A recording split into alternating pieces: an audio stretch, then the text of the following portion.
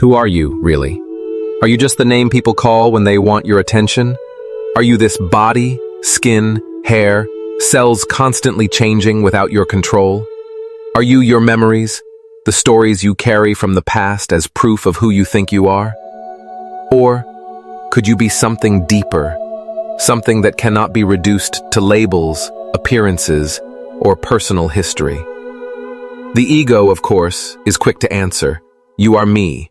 You are the roles I've built, the successes and failures I've collected, the image I've worked so hard to protect. The ego insists on being real, demands recognition, thrives on comparison, and fears being ignored. It constructs a narrative that convinces us there is a solid, permanent I that must be defended at all costs. But if you pause, if you look deeply into yourself, a very different truth begins to emerge. In the Buddha's teaching, there is a principle called Anatta, no self. No self doesn't mean you don't exist. It doesn't deny your life or your presence here. Rather, it reveals that what you call I is not fixed, not unchanging, not something permanent to cling to. Everything within us, our body, our mind, our emotions, even our personality, is in constant flux, shifting moment after moment. Look at your body. Every breath, every heartbeat, every cell is changing. The body you had 10 years ago is not the body you have today. Look at your mind. Thoughts appear and vanish. Emotions rise and fall. Opinions evolve. Beliefs transform. Even memory is unreliable, reshaped by time, colored by emotion. And yet, you cling to it all and call it me. The self is more like a flowing river than a solid stone. But the ego resists this truth. It doesn't want to admit impermanence. It grasps tightly, insisting, I am this, I must be that, I cannot change. That clinging, that desperate attempt to hold on to something fleeting, is the very root of suffering. But when you begin to see into the heart of no self, something beautiful happens. You no longer feel the need to defend an identity that was never fixed to begin with. You stop exhausting yourself in constant comparison, chasing success or fearing failure. The walls separating you from the world soften. You start to feel lighter, more open, more connected, not only to others but to life itself. No self doesn't strip life of meaning. On the contrary, it is the key to true freedom. When you are no longer trapped in the endless cycle of defending and protecting me, peace begins to rise naturally. It is not the kind of peace that comes and goes with circumstances. It is steady, silent, and unshakable. It's the kind of peace that remains even when life is uncertain, even when challenges appear, because it is not built on the fragile foundation of ego. Ask yourself this: if you were to let go of all the labels, I must succeed, I must be recognized, I must stand out, what would remain? What would be left if you stopped identifying with every thought, every emotion, every story? Beneath it all, you would find a quiet presence, vast and still, needing no proof, no defense, no praise. That presence is not destroyed by time, not controlled by fear, not defined by circumstances. That presence is your true home. And so, the teaching of no self is not just philosophy, it is a practice.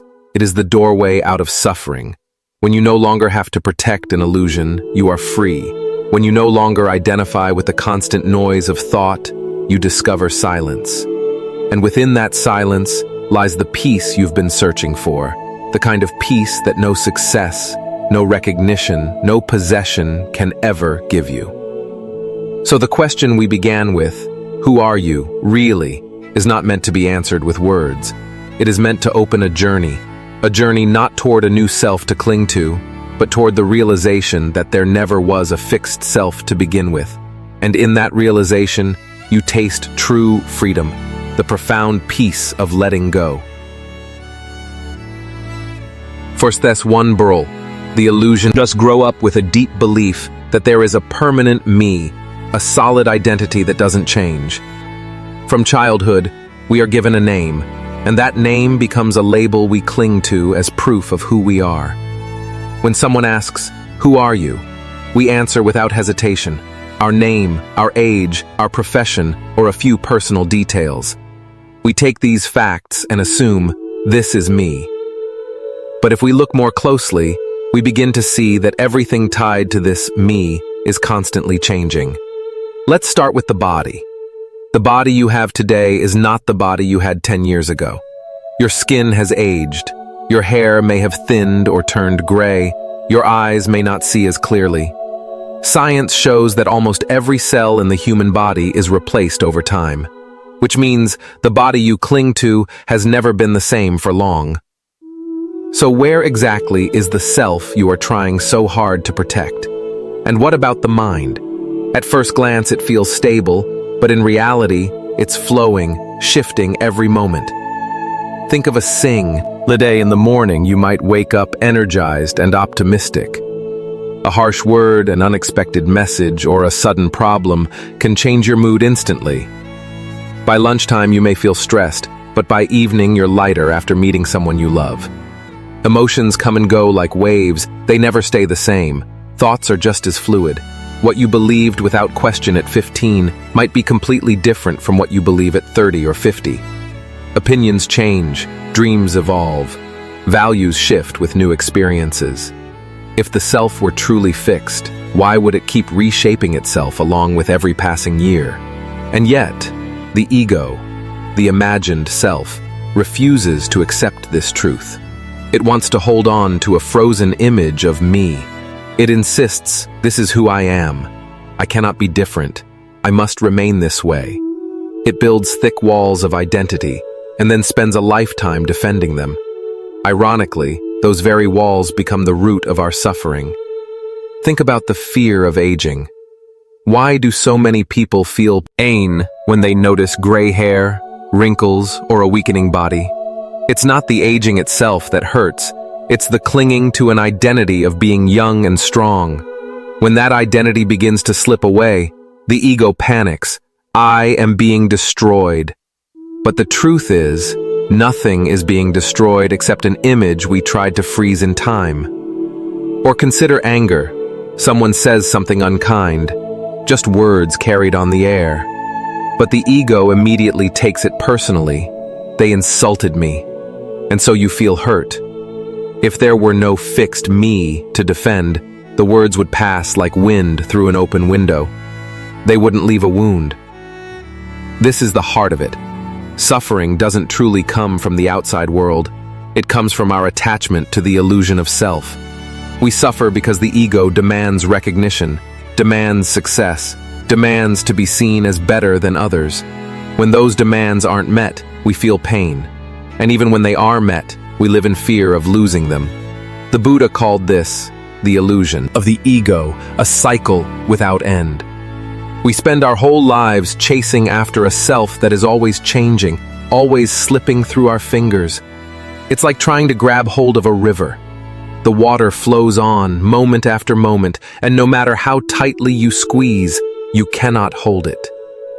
When you begin to see this clearly, something shifts. You realize there is no need to suffer over protecting something that was never permanent in the first place. You start to loosen your grip. And as your attachment softens, a sense of lightness enters. You find yourself less angry, less fearful, less caught in endless comparison. Instead of living inside the narrow box of me and mine, you begin to step into a wider space, a space where peace naturally arises. The illusion of self is the root of suffering. But the moment you recognize the illusion, a door opens. When you see that there is no permanent self to protect, you are no longer terrified of change, loss, or uncertainty. You stop struggling against the flow of life and begin to move with it. In that freedom, in that letting go, you touch the very peace that the ego has been keeping from you all along.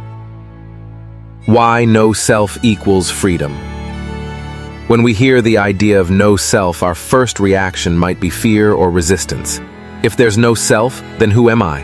What happens to me? Will I disappear? These questions naturally arise because we have been conditioned our entire lives to hold tightly to the notion of a solid, unchanging me. Yet in Buddhist wisdom, The teaching of no self, Anatta, is not about erasing existence or denying individuality. It is about releasing the chains of illusion that keep us trapped. Think about how much of your daily suffering is tied to this clinging to I, me, and mine. We fear losing our possessions because they are mine. We fear aging because it threatens my body. We feel jealous when someone else succeeds because it challenges my worth. Almost every anxiety, every comparison, every insecurity can be traced back to protecting and reinforcing this fragile sense of self. But here's the liberating truth. When we stop clinging to the idea of a fixed self, a vast spaciousness opens up. Suddenly, life is no longer a battlefield where the ego fights to win, to be right, to be special.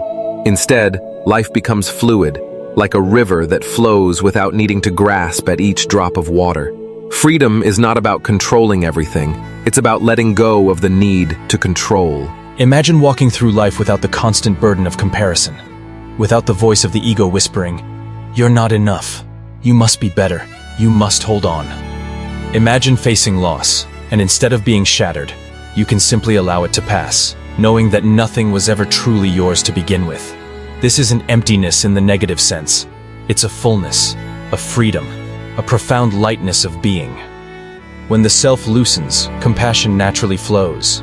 If there is no solid boundary between me and you, then your suffering is not separate from mine, and your joy becomes my joy. This is why the realization of no self does not make us detached or indifferent. It makes us deeply connected, tender, and kind. True freedom begins the moment we stop believing that we are this small, separate ego that must constantly defend itself. No self is not a loss, it's the ultimate gain. It's the discovery that we are far more vast, more peaceful, and more resilient than the little I we've been protecting all along. So the question is, are you ready to loosen your grip? Are you ready to live not from the fear of the ego, but from the openness of no self? That step, the step of release, is where freedom begins. Ego and suffering. If we look carefully at our lives, we will notice that much of our suffering does not come from the world itself, but from the voice inside that constantly compares, judges, and demands. This voice is what we call the ego, the sense of me that insists it is separate, unique, and more important than everything else. At first glance, the ego may seem harmless, even necessary. After all, it helps us navigate the world, build careers, and protect ourselves. But beneath this mask lies a root of endless dissatisfaction. Think about jealousy. You see a friend post a picture on social media, smiling, traveling, looking radiant under the golden sunset. Instead of simply appreciating their joy, a quiet unease stirs inside you. A whisper says, "Why don't I have that? Why is their life better than mine?" That tiny sting of envy grows into resentment, not because your friend has done anything wrong, but because your ego has decided that you are being diminished in comparison. Suddenly, the ego has turned what could have been a moment of shared happiness into suffering. Anger works the same way. Someone criticizes you, perhaps just a passing comment at work or a careless remark from a loved one. The ego takes it personally, as if your entire worth is under attack. Instead of hearing words as they are, the ego translates them into wounds. They don't respect me. They don't value me. I must defend myself. And so, anger flares. In truth, it's not the words that hurt, but the ego's insistence on protecting its fragile image. Without the ego's armor, words would come and go like the wind. No scars left behind. Ambition, too, is shaped by ego. Ambition itself is not bad. It can inspire us to create, to grow, to serve. But when driven by ego, ambition becomes an endless hunger. No matter how much you achieve, it whispers, "Not enough. You must have more. You must be better than others." This is why even people who seem successful, wealthy, or admired often confess to feeling empty inside. The ego feeds on comparison and never rests. It thrives on the illusion that happiness is always one step away. If only you gain more, prove more, or win more. The tragedy is that many of us live our whole lives trapped in this cycle, constantly comparing, constantly competing, constantly feeling not enough. Social media amplifies this tendency. We scroll through curated images of people's happiest moments, forgetting that they too struggle with doubts and insecurities. Instead, the ego sees only perfection and screams, "You are falling behind, you are missing out, you don't measure up." This is why studies show that more time spent on social media often leads to greater anxiety and depression. It is not the platform itself, it is the ego's addiction to measuring itself against others. But here lies the truth the Buddha pointed to. Suffering is not built into life itself, it is created by the ego's clinging. The ego insists on owning things that cannot be owned: beauty, youth, praise, success, control. Yet all these things change, fade, or slip from our grasp. When we identify with them, their loss feels like our own death. But if we learn to see them as passing waves on the ocean of life, we no longer drown in grief when they dissolve. The irony is that the ego, which tries so desperately to protect us, ends up being the greatest source of our pain. It builds walls of comparison and judgment, then traps us inside. It convinces us that we must defend, prove, and grasp endlessly, and in doing so, it keeps us from the very peace we long for. Imagine living one day without this egoic filter. Imagine seeing your friend's success and simply feeling joy for them, without the reflex to compare.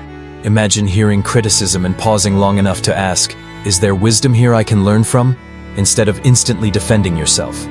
Imagine striving for goals not to prove your worth, but to share your gifts with the world. That is the possibility waiting when we loosen the grip of ego.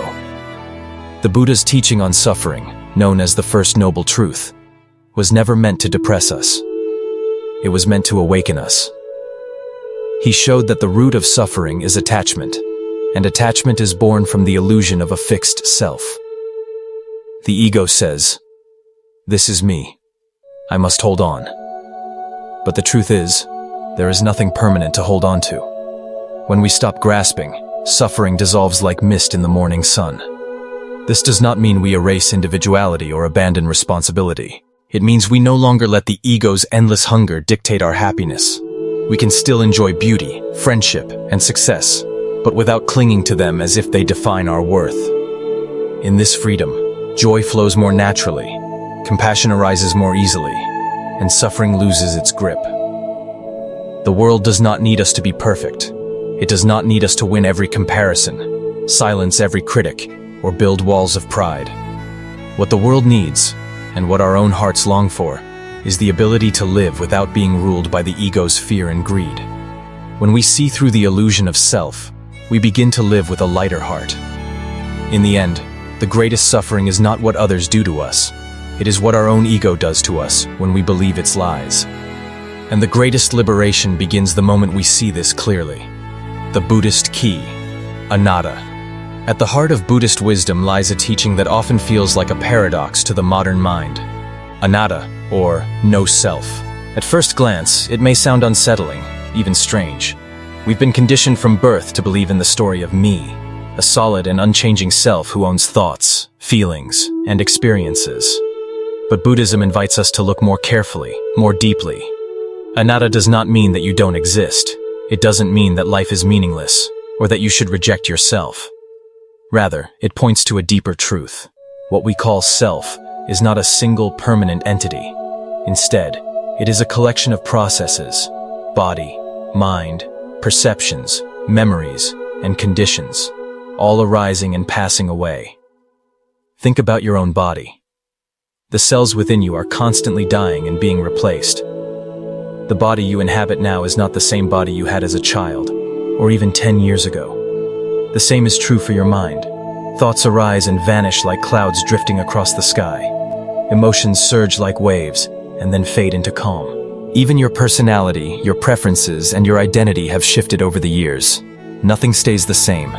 Yet the ego clings to all of this and says, "This is me, this is mine, this is who I am." But when we examine carefully, we see that this self is just a story woven together by memory and desire, by attachment and fear. It is not something fixed. The teaching of Anatta helps us see life as it really is. Instead of viewing the self as a rigid, unchanging thing, we begin to recognize it as a flowing river. Each moment brings something new, something alive. There is no thing to grasp onto, no permanent self to defend.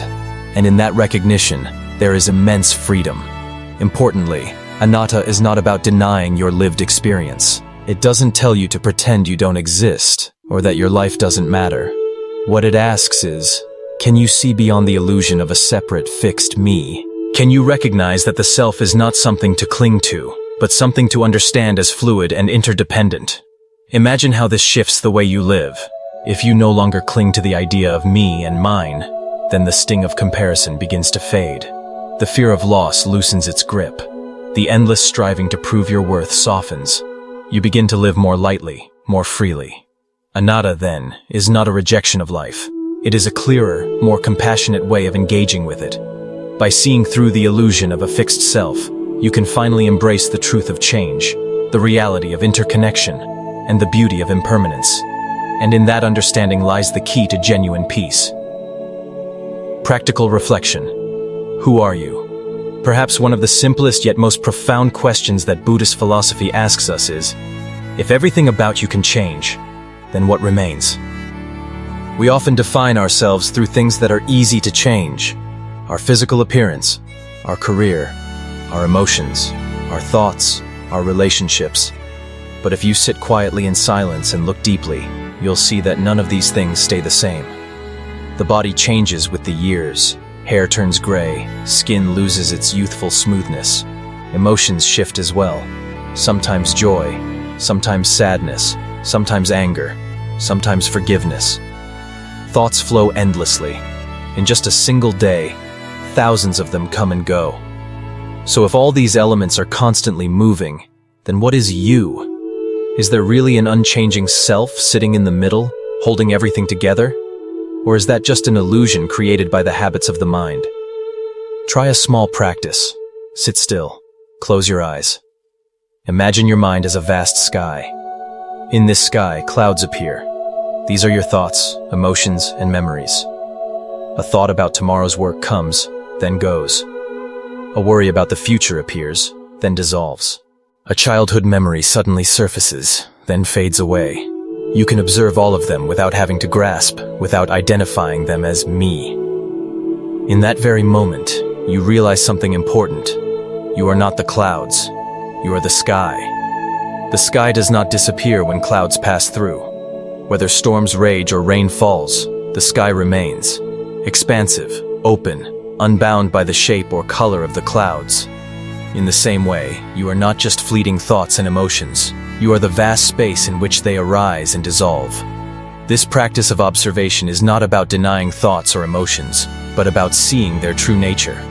They are impermanent. They are not a fixed self. When you no longer cling tightly to each thought and each emotion, you begin to feel lighter, freer. Anger may arise, but you are no longer swept away by it. Anxiety may appear, but you no longer see it as the entirety of who you are. Another way to practice is to write down the question, who am I? Each time you write it, answer from the things you usually cling to. I am my job. I am my emotions. I am my family. I am my memories. Then ask yourself, if the job changes, am I still me? If emotions shift, am I still whole? The more you reflect, the more you'll see that none of these truly hold you.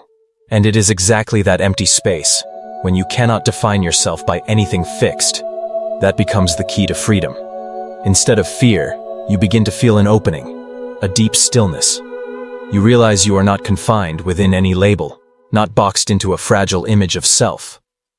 In everyday life, you can bring this practice into small situations.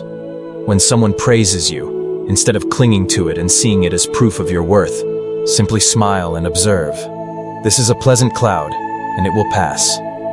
When someone criticizes you, instead of letting the pain weigh you down, take a deep breath and remind yourself, this too is just another cloud, and it will dissolve. This practice not only calms the mind, but also opens you to a new way of living with less attachment, with more lightness. You gradually realize that your true value does not lie in what others think, nor in temporary successes or failures, but in the stillness and spaciousness within, the foundation that never disappears. The question, who am I, doesn't necessarily need a final, absolute answer. In fact, it is precisely when you let go of the desire for a definitive answer that you begin to step into the depth of meditation. Each time you return to this question, treat it as an open door, not a problem to be solved. Remember, you don't have to try to eliminate the self all at once. You just need to practice seeing through it, recognizing it as a process, not a permanent entity. When you do this, day by day, you'll find yourself less bound by worry, comparison, and competition. You begin to live like the sky, peaceful, spacious, not imprisoned by passing clouds. And perhaps that is one of the greatest gifts of meditation, helping us realize that we are vaster than any thought, quieter than any emotion, and freer than any story the ego has ever told. Letting go of attachment, the path to inner freedom. Perhaps one of the greatest roots of suffering in life is attachment. We often believe that if we just have more possessions, more fame, more love, or more recognition, we will be happier. Yet strangely, the tighter we hold on, the more restless we become. This is not because external things are inherently bad, but because we have identified them with ourself. When we do not yet understand the teaching of no self, we often see wealth, work, or relationships as extensions of ourselves. Losing an object feels like losing a part of who we are. Failing at work feels like we ourselves are failures. When a relationship falls apart, it feels as though we have lost all value. It is precisely this identification that makes suffering so heavy. However, the teaching of no self does not ask us to deny everything, but to see their true nature. Everything is impermanent, and nothing truly belongs to me forever. Even this very body is not really ours. It is merely a combination of the four elements: earth, water, air, and fire, and it too will dissolve. If even this body does not fully belong to us, how could money, fame, or relationships? Imagine holding a handful of sand. The tighter you squeeze, the more it slips through your fingers. But if you open your hand, the sand simply rests there, not lost at all. Attachment is just like that. The more we cling, the more peace we lose. But when we let go, we can still appreciate, love, and enjoy, without being bound. Letting go of attachment does not mean living indifferently or without care. On the contrary, it is precisely through understanding no self that true love blossoms. Because when we no longer see people through the lens of selfishness, they belong to me. They must make me happy. Love becomes a natural act of giving, without conditions. You love not to possess, but to share. You care not to be repaid, but because compassion is your nature. Think of a flower. If you truly love a flower, you don't pluck it just to keep it for yourself. You let it remain where it can bloom under the sunlight, swaying in the wind. That is love without attachment. Human relationships are the same. When you release control, you allow others the freedom to be themselves. And from that freedom arises a deeper, more enduring, and more compassionate bond. Fame and wealth are similar. When we identify with them, we always feel lacking, because the ego is never satisfied. But if we see them as tools to live more meaningfully, to help and to spread love, then we are no longer enslaved by them. You can enjoy the fruits of your labor without arrogance and face loss without despair. Practicing letting go of attachment is a journey, not a one-day task. It begins with small things, being less attached to praise, less wounded by criticism. Instead of clinging to anger, try setting it down like dropping a heavy stone. Instead of valuing your ego so much that you must win every argument, try smiling and letting silence speak for you. Each time you let go, even just a little, your heart opens a little wider, and something miraculous happens. When you no longer see everything as mine, love naturally expands beyond the borders of the self, reaching all beings. That is when compassion arises, a love without conditions, without limits. You can reflect, if tomorrow were your last day, how meaningful would the things you cling to now really be? Money, fame, even praise and blame will all fade like smoke.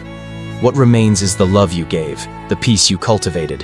And that is the true value of a human life.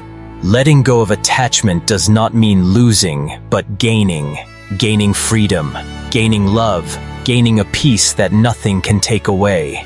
It does not make you indifferent, but instead gives you a vast heart, capable of loving without binding. And perhaps this is the greatest gift that the wisdom of no self offers us.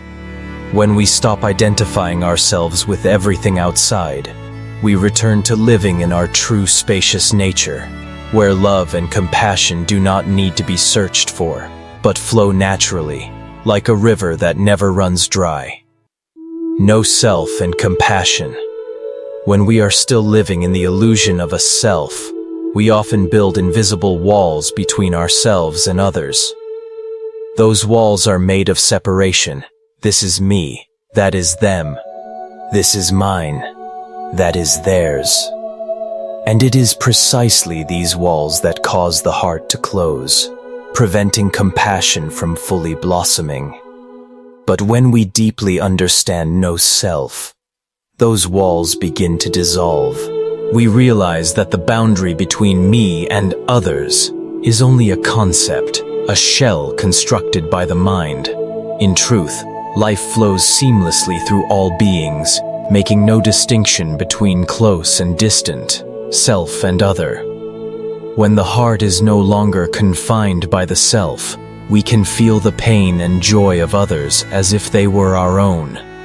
And from that place, true compassion arises. A Buddhist story. There is an ancient story that says, during the time of the Buddha, a monk was meditating in the forest when he saw a wounded deer. The deer had been struck by a hunter's arrow. It collapsed, trembling in pain. Many others, seeing such a sight, would turn away, out of fear, out of aversion, or with the thought, "It's just an animal. It has nothing to do with me." But the monk approached gently, removed the arrow, washed the wound with water from a stream, and found medicinal leaves in the forest to cover it.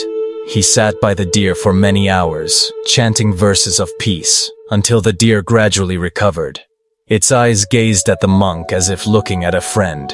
When other disciples asked, "Master, why did you help an animal? How does that serve the path of liberation?" The monk smiled and replied, "In that moment, I no longer saw myself and the deer as two. Its pain was also my pain.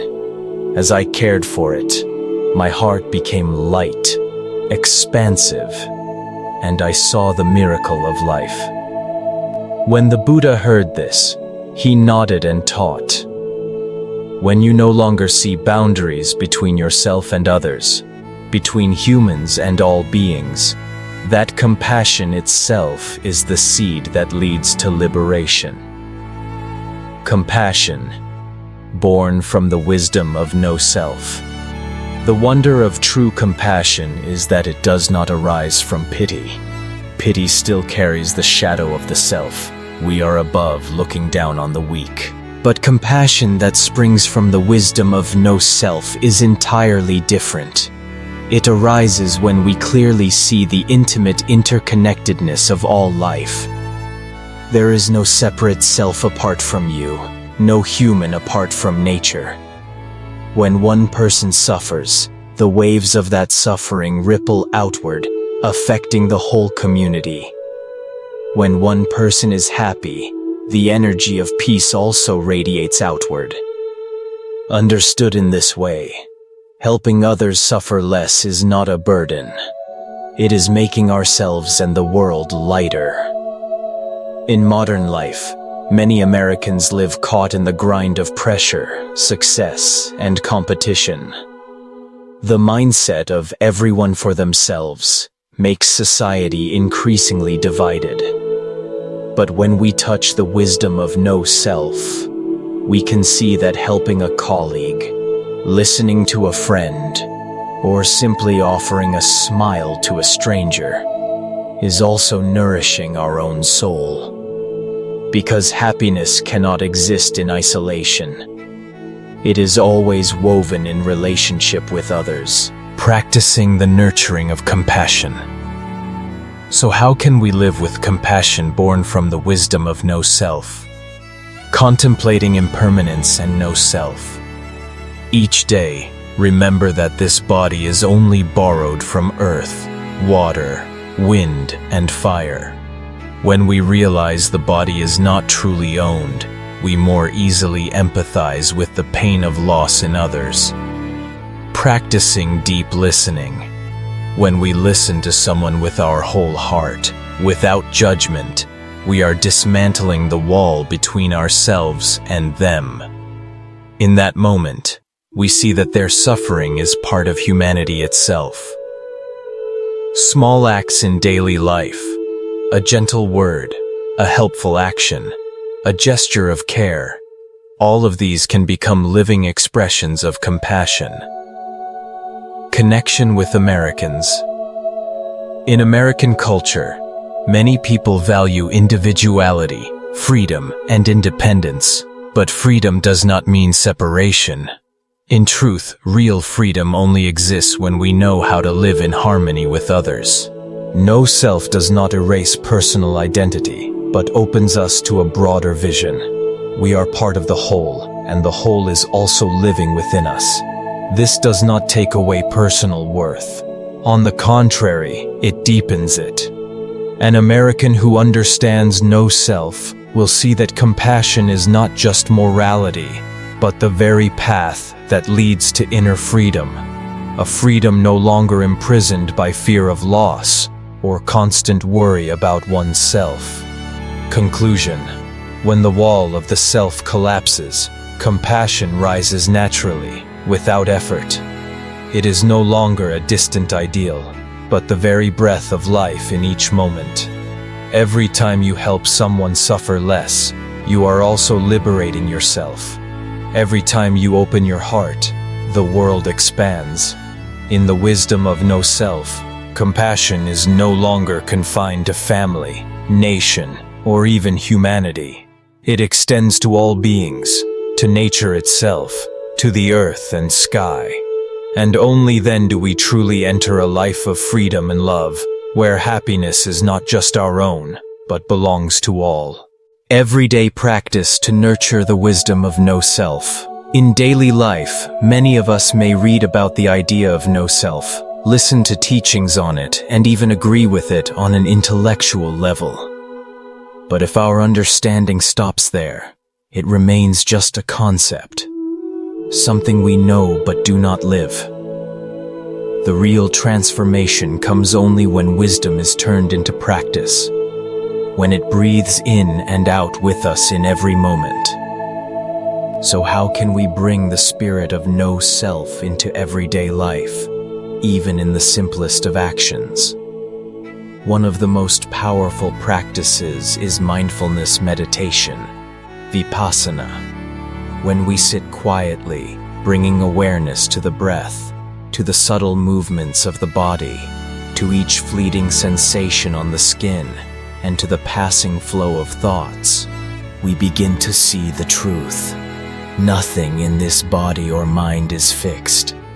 The breath rises and falls. The heart changes rhythm, sensations appear and fade. At the same time, the mind itself shifts. Thoughts come and go like waves. Joy arises and disappears. Worry sneaks in, then dissolves. Everything is in motion. Everything is impermanent. And in this constant flow, we begin to see there is no solid I controlling it all. There is only the unfolding process of body and mind, moving within the stream of impermanence.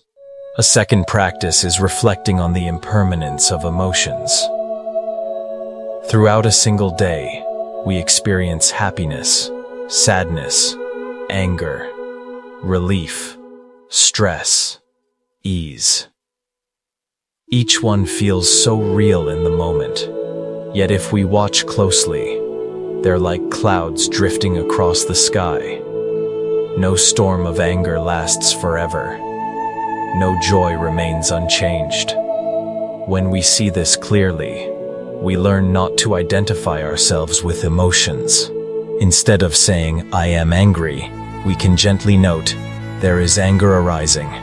This subtle shift in perspective opens a vast space of freedom. You are no longer swallowed by the feeling. You now have room to breathe, to observe, to choose how to respond. The third practice is learning to let go of the need to be right in arguments. The ego thrives on proving itself, clinging to the victory of being correct. But have you noticed how exhausting that is? The more tightly we hold on to being right, the more suffering we create. When we can smile and release the urge to win, a strange lightness arises. Letting go doesn't mean you accept what is wrong. It means you no longer let the ego chain you to tension and conflict. With that release, your heart opens, and you can listen to others with true compassion. These practices may sound simple, but when repeated every day, they slowly transform how you experience life. No self is no longer an abstract teaching. It becomes a lived reality. In each moment you release the ego, a new freedom opens, and love naturally flows more easily. So why not begin today? When you breathe, know that you are breathing. When an emotion arises, watch it instead of becoming it. And when you find yourself in a conversation, pause and ask, is it more important that I win, or that we truly understand each other? These small acts, practiced again and again, plant the seeds of no self-wisdom in your heart, seeds that will grow into compassion, freedom, and peace. Closing. The ultimate peace. Throughout the journey of exploring and practicing no self, perhaps the most important truth to remember is this: no self is not lifeless emptiness, nor is it the denial of your existence. Rather, it is a doorway to liberation. When we release the burden of the ego, when we no longer need to defend or maintain a fixed image of who we are, then a deep peace begins to reveal itself. It is a peace untouched by success or failure, by gain or loss, by praise or blame. Imagine a still lake. When the waters are no longer disturbed by wind or waves, the lake reflects the clear sky with perfect clarity. In the same way, when the ego no longer stirs up waves in the mind, through craving, clinging, and comparison, the natural clarity of awareness shines through. In that quiet space, freedom is no longer a concept, but a living experience.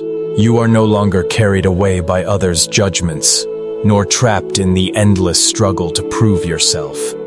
You simply are, a fresh, open presence flowing with life.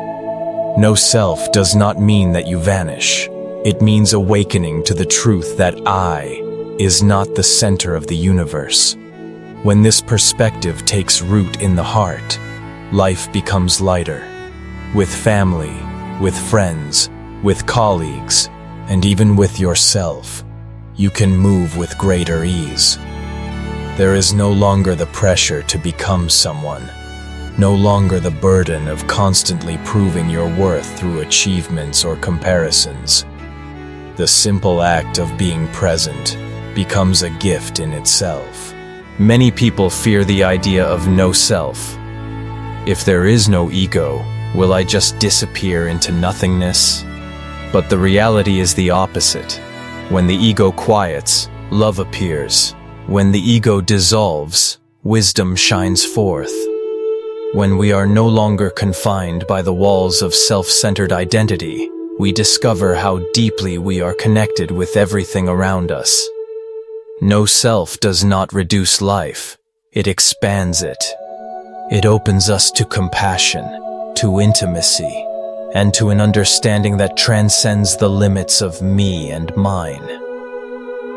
This is the ultimate peace, a peace not shaken by the constant changes of life, not dependent on possessions or circumstances, but rising from within. It is the peace lived and revealed by the Buddha and countless awakened beings, and it is a peace available to us too, beginning with the smallest of steps, noticing the breath, softening our grip on opinions, seeing the impermanence of every thought and feeling.